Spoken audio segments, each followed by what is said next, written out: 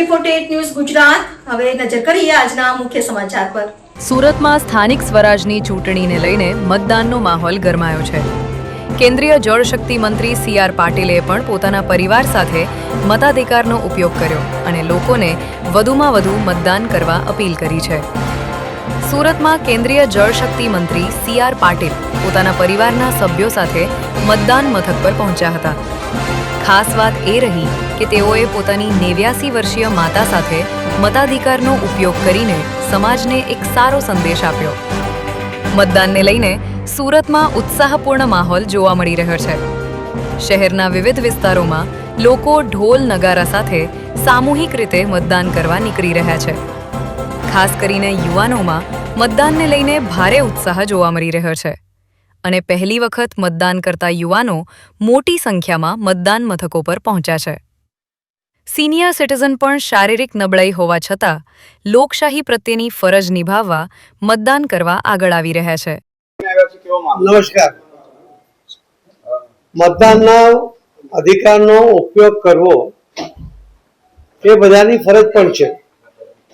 આપણે એને અધિકાર માનીએ છીએ, પરંતુ મતદાન કરવું આપણું કર્તવ્ય છે એ ભાવના હજુ આપણા મનમાં એટલી પ્રજ્વલિત થઈ નથી।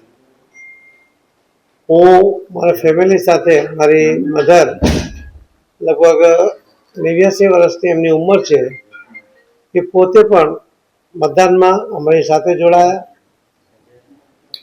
અને ત્યાંનો પણ મેં માહોલ જોયો કે સૌ યુવાનો મતદાન પણ કરતા હતા, મતદાન કરવામાં બધાને મદદ પણ કરતા હતા। બહેનો પણ અને સિનિયર સિટીઝનો પણ લાઈનમાં ઊભા રહીને પણ મતદાન કરતા હતા। એ જ બતાવે છે કે આપણી લોકશાહી મજબૂત છે।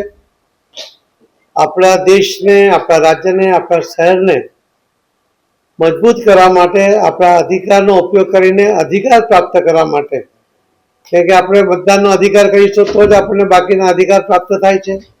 આપણી સગવડો માટે આપણે જે આપણો અધિકાર માનીએ છીએ એ પણ પ્રાપ્ત થાય છે। એટલા જ માટે મતદાનના અધિકારનો ઉપયોગ કરીને આપણા અધિકારો પ્રાપ્ત કરવા માટે મતદાન કરવું અત્યંત આવશ્યક છે।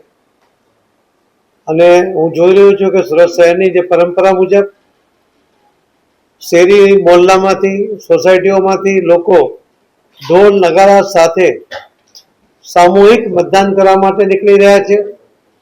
સુરતની તો પરંપરા છે કે મતદાન કરીને આવો અને ખમણ સાથે ચા માણો।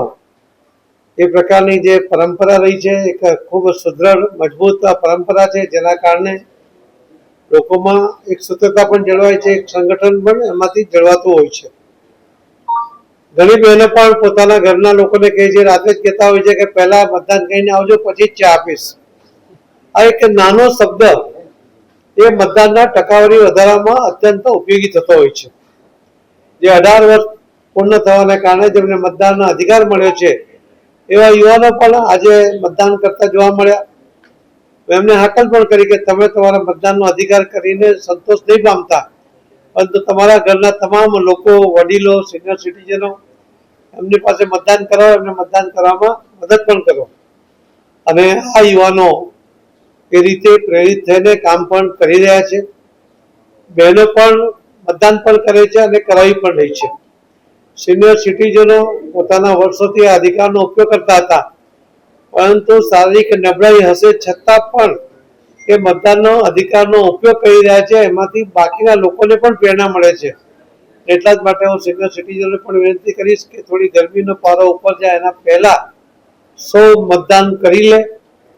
કદાચ જો ગરમી વધી પણ જાય તો છત્રીનો સહારો લે, પરંતુ મતદાનનો અધિકારનો ઉપયોગ જરૂર કરે એવું આપના માધ્યમથી સૌ યુવાનોને, બહેનોને, સૌ સિનિયર સિટીઝનોને, ભાઈ બહેનોને સૌને વિનંતી કરું છું। મને વિશ્વાસ છે કે ગુજરાતના વિકાસ માટે, આપણા શહેરના વિકાસ માટે, આપણા દેશના વિકાસ માટે, આ લોકશાહીને મજબૂત કરવા માટે જેટલો મતદાનનો વધુ ઉપયોગ થશે એટલી લોકશાહી મજબૂત થશે। એના પ્રત્યે નિરાશા ન વ્યક્ત કરો, એને ટાળવાનો પ્રયત્ન ન કરો, એ ફરીથી આપ સૌને નમ્ર વિનંતી છે। ખૂબ ખૂબ ધન્યવાદ। AB48 ન્યૂઝ ગુજરાત સાથે પ્રશાંત પટેલ, બારડોલી।